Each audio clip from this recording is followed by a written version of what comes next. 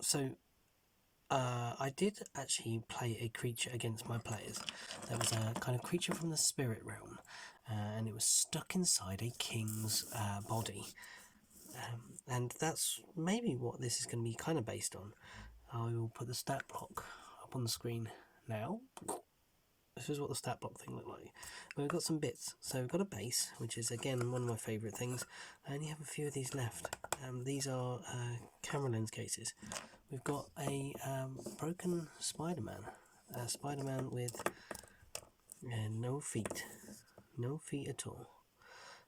We've got a stack of books, which is part of a 3D print my friend Chris did. I'm thinking this is going to go on the base somewhere to look a bit something like that. Something like that, I think. We've got that. We've got some weird Poundland Halloween skeletons who have seen better days. Now, most of this I'm not going to use. I think the rib cage I'm going to use. And then we also have Kinder Egg parrot wings. Some sort of perching parrot wings. I think all good spirit / demon creatures need wings. There we go, that's their wings. Also, we are not going to just let him have normal legs. We've got some big chunky bone legs here from, again, a child's toy that we found around somewhere. I think this is ones that fell apart and then my little girl gave to me.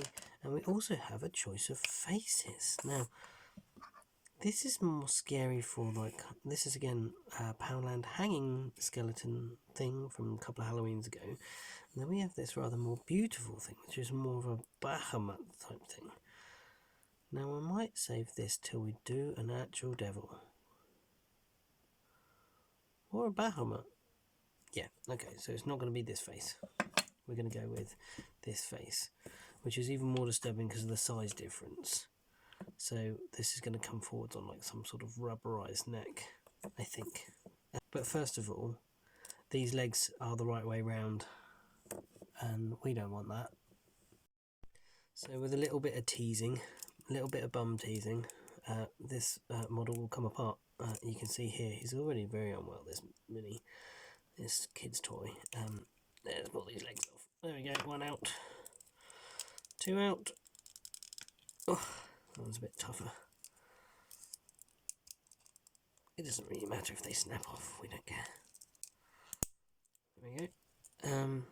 And then we're going to swap them sides. So the butt joints bend the wrong way. There we go. Let's see if these will go backwards now. So, wrong side. Oh yes, there we go. That's better. It's going to give some creepy leg action. Backward leg action going on. Yeah, look at that. That's not right. To work out how he's going to stand on these books with his extended legs. So let's get these bits off. Yeah, we'll keep this bottom bit.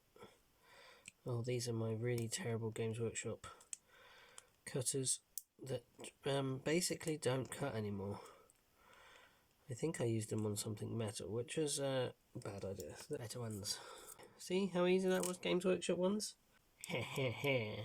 Fuck you, Games Workshop. Whee! When my tools stop arguing with each other, we'll get on with this build.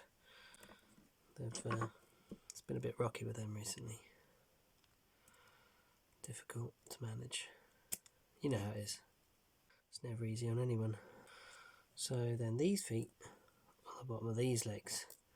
The bottom of these legs are so messed up. They've got chewed or eaten or something. So we need to smooth those off, cut them at an angle, and then glue these bits on. So let's chop off all the excess bits from where it had a joint. Not that kind of joint. That'd be a funny place to smoke a joint from. The end of your legs. Having lungs in your thighs. Ugh. Imagine having asthma. Now I know what you're thinking. Are those Nurgle Marines that need painting over there and you're supposed to be doing that and that's what you said you'd do? But you are not doing, and you're actually building another mini, which is something that you said you weren't going to do. Well, you said you weren't going to buy any minis, but yeah, they are. But I'm just getting over a little cold, and painting those small things makes my head hurt. But For some reason, building strange men doesn't. It looks very peculiar. Look at that. So we've got them goatee boy legs going on. So we're actually going to give him another joint here. How are we going to make that work? Can't see what I'm doing. Amazing work here with your hands right in the way. The books are a lot. But I want them to be like nursery rhymes. What I'm going to attempt here is use a more flexible glue rather than an instant bond super glue to see what happens. Oh, it's a bit gunky. Never mind. Right, that's this foot. Oh, I'm worried about what foot it goes on. That's surprising. Thought that would be the least of my worries, really. Glue. Splooch on the books. Splooch on the bottom of this leg. Plus this one's got a bit more like kind of filler to it. Okay, now we're getting an idea. You see what we're going for here? Something like that. Looking very creepy and weird. Let's get him more hunched. Let's bring him forward. And this leg like that. Okay. And then this foot. Reach around the other side of the camera. There we go, like this. Yeah, we can do that, I think. Yeah, this is going to be good. So, the first joint has gone on quite well, but the second is proving a bit more difficult. So what we've done is we've got a small screwdriver. I believe it's called a pin vise. I don't know why. Is it called a pin vise? Someone can tell me. Anyway, and I've drilled a hole into here, and I've drilled a hole into the other piece that we are attaching. And we're going to get a small piece of wire, like so, and we're going to insert it into one with the glue, and we're going to insert it into the other with glue, and then the two pieces will hold together better, we hope. Let's see how much we have to trim off. Let's see, let's go like this. Quite a bit. So super glue, boop, on this one. Capillary action, guys. Sucking that glue down into that little joint. And I'm just going to let that hold on there for a minute and set. Now this poor Spidey, before I got him, had seen some troubles. He's lost a number of fingers, as you can see here. But I also don't think these fingers are long, his actual fingers are long enough. So what we're going to do is, while he sets, we're going to make spooky fingers out of rib bones from this skeleton. So we're going to remove these rib cages, that front rib cage. These things are terrible. They are, I mean, look at that skull. It's very proto-hominid, is that the word? Like caveman-y. Yeah, make a good giant skull in the setting. So we'll keep your head. No, we'll keep your neck on your spine. We never know. We might need your neck on the spine. Let's get these fingers cut off, though. I mean, ribs. I mean, fingers. What are they going to be? They're going to be fingers later on. Let's have the yum yum yum. Yum, yum. That's why pliers work, because they're actually eating a little tiny piece of the plastic each time. And that's how you feed them. That's how you keep your pliers happy. Now we've got a ribless skeleton, and he's still only got one leg anyway. Now, with this leaning forward pose that we're going with here on the books that you can see, yeah, so with this kind of pose here that's leering down, with his creepy arms, long fingers, I'm thinking the head should be pointed more like this way. Maybe we could glue this head onto the chest and negate the need for me to get rid of this Spider-Man symbol by covering it with a head. We just got to get rid of the one on the back with some sculpting later on. Maybe some clay or something when we go over all these joints. But we're going to keep this kind of really gross superhero musculature, a lot of it. Just get rid of the these things here and these really poor bits here. But yeah, overall we'll keep that cool sculpt. Yeah, let's take your head off.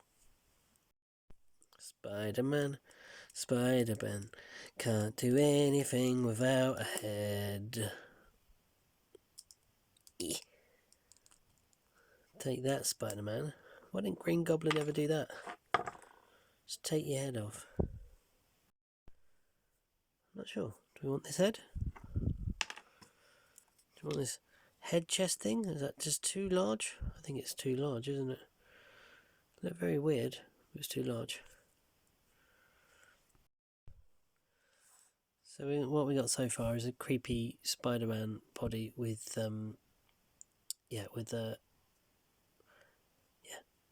bird legs.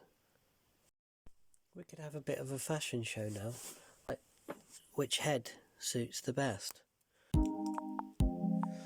This head reminiscent of many strange totems invented in Indiana Jones. Head number 2. You may remember this head from such shows as... I don't know what shows that head's been in. What shows have you been in? Oh, that does look quite cool though. Head number 3. Head number 3. You got the avian, humanoid and bovine combined. Oh, it might be head number 3.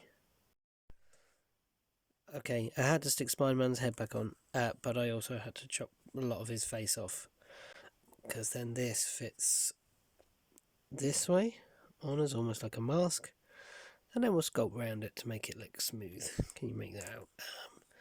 Yeah, kind of. You can see roughly where I'm going with this. So a good dose of glue in there, and then some on the inside of the mask. I'm going to push that on, and hopefully it's going to hold, and he's going to face forwards. There we are. Now that is starting to look pretty messed up. Yeah, that's good. What happened to that rib cage? Thought I'd lost my rib cage. So now we're applying the monster's fake nails, because every good monster needs a decent manicure, as any decent monster would know, really, or monster enthusiast. And if you didn't know, then you need to read up. Everybody knows that Dracula, amazing pedicure. Abominable Snowman, very proud of his nails.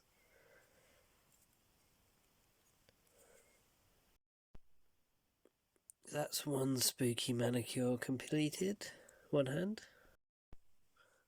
So this is the basic sculpt done for now. So we're going to leave this dry for a day and let all that super glue go off properly, clear the desk, and get ready for some clay sculpting maybe tomorrow or whenever I've got a free time. Probably not tomorrow, Dungeons & Dragons tomorrow, but this is the next weird thing I'm making.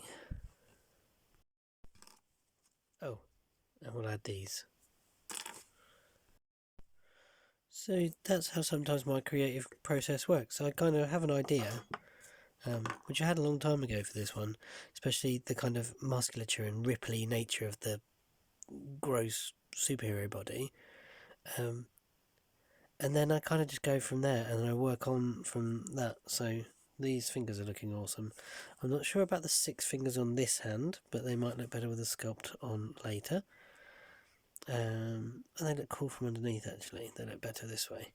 The head is good, and then we're just going to blend that together with some modelling clay and stuff. We've even included the hominoid skull, the proto-hominoid skull on the bottom there. Even they must have dreamt of bad things. Okay, I know what you're thinking. That guy ain't got no head no more. Yeah, I took it off yet again. So, pulled off the chopped off and resculpted Spider-Man head. Goodbye. off the metal ram's head that I found, because just in the post today, my lovely friend Matt and my lovely friend Jazz have sent me a 3D print, I think a skull, or it's something cast anyway. It's got lots of bubbles in it. I'm not sure how it was made, but look at this. Look at that. That's his head right there. Beauty. So we've added the new head onto the boy. We've also added some vestigial bird's claws to emphasise the sort of avian nature with the wings and the backwards legs. But then we've also got some sort of weird ears here. They're cut from a model that my friend Chris printed of a sort of Yoda, but it had like weird Donnie Darko bunny ears.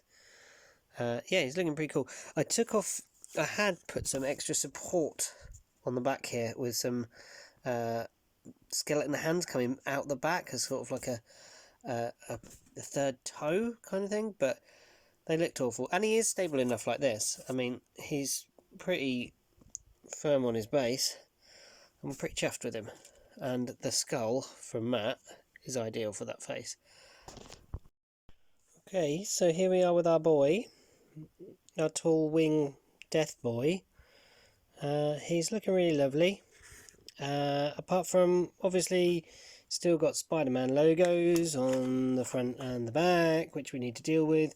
Lots of ugly, non-natural looking formations like this. And also, he hasn't got a neck or a real neck, he's just got this metal bar. Now, I was thinking, shall I clay? Shall I green stuff? But I kind of want him to look misty and floaty and have a thinness to him. So I have used a technique like this before on my giant skeleton dude. I'll put a picture of him here. And what I used to get that kind of raggedy cloak effect was toilet paper. So we've got a very few basic sculpting tools. I think these are an Amazon set for something super cheap. You got your like paintbrushy one that's really good. This one's better for doing straight lines. You got a little ball-y sticky thing that's good for doing smoothing and stuff like that. I'm thinking I'm going to start from the bottom up and work my way up. So our first protocol are these horrible, horrible, messy knee joints. So we're going to grab a blob of our toilet tissue clay stuff, and we're going to just start blobbing it on. I'm going to put on more than I need and then take off basically. So we get that on there and then start using our ball tool to sort of smooth it into the little joints and cover up any of those ugly joins, and then smooth it into the rest of the form.